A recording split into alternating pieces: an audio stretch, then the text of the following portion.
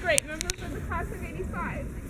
And I know we've lost a lot of ballooners, but Liz was so dear to me, and I know Sam was so dear to us. So Sam's sister wrote something for us to read while we're here. First of all, I would like to thank you all very much for reaching out to me and remembering Sam during your special time in Berlin.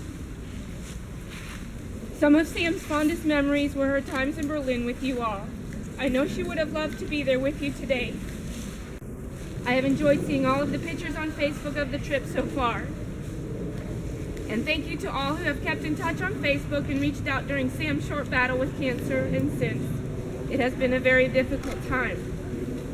Most of you know how close Sam and I always were, and we had that incredible bond. So you know a piece of my heart was taken away the day she passed. Thank God I was able to spend pretty much every day with her from the time she was diagnosed with cancer to the day that she passed away. I am so thankful for that.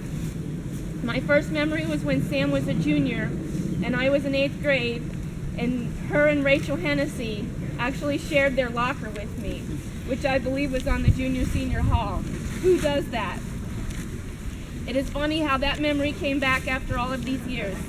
I'm glad that you all have so many stories of your own to keep Sam's memory alive.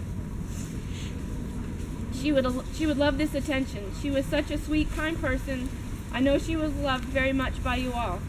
I hope you all have a fantastic visit in Berlin, and thank you so much again for taking time to remember Sam. Please keep in touch. And I know that she means that, because she's really touched when anybody talks with her about her sister. And then I had Cheryl Deering write something.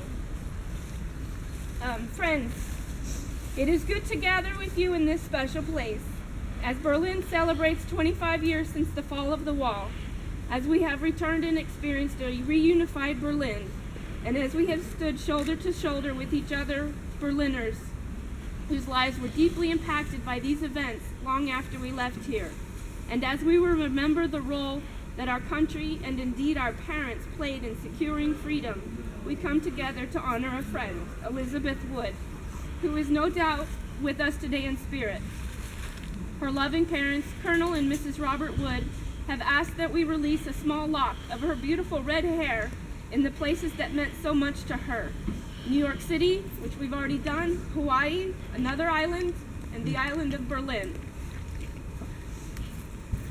Can you help me?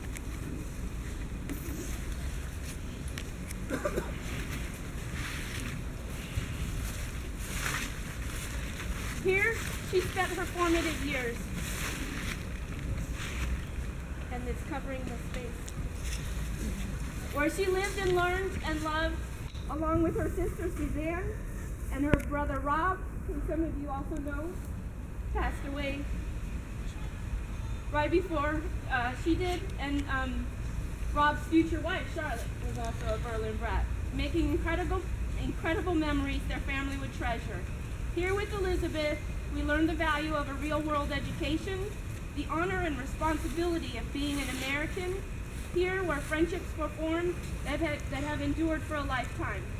The fall of the wall marked the end of an era, but today we celebrate not the end, but the ways in which we move forward, strengthened by the unique ties that bind us, even to this day, forever shaped by the history and the freedoms that we share together. So for Liz, release locks.